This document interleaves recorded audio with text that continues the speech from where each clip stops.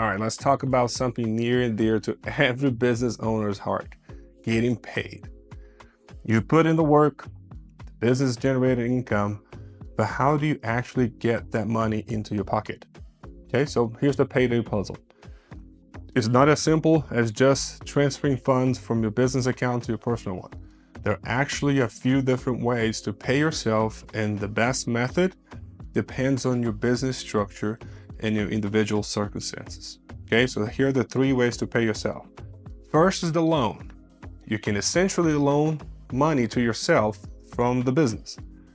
Sounds easy, right? But there's a catch. You have to pay it back. This can be a good option in certain situations, but it's important to treat it like a real loan with proper documentation and repayment terms. Okay? Second is the W-2 wages. This is a classic employee route. You pay yourself a salary, withhold taxes, and get that familiar W-2 at the end of the year. The downside, you'll have to pay those pesky payroll taxes with Social Security and Medicare. Then you have the third option, which is return of capital. This one has a few different names. It's been called distributions, dividends, owner's draw.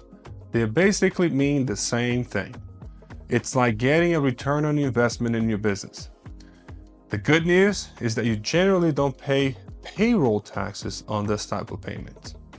So which way is the right way for you? The best way to pay yourself depends on a few factors. Business structure.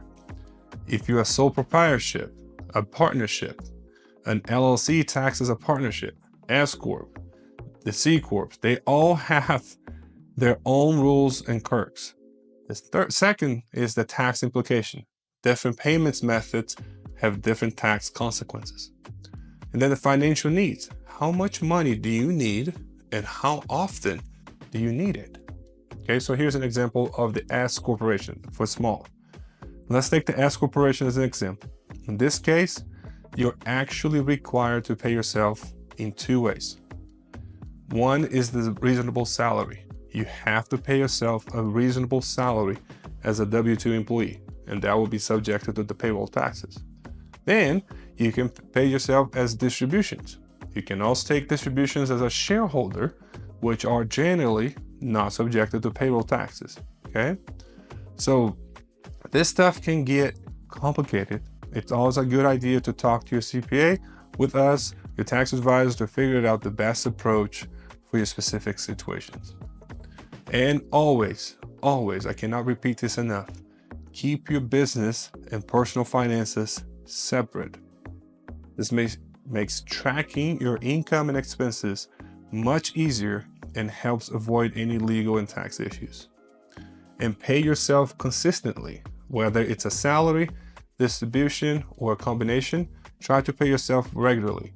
This helps with budgeting and financial planning. Okay?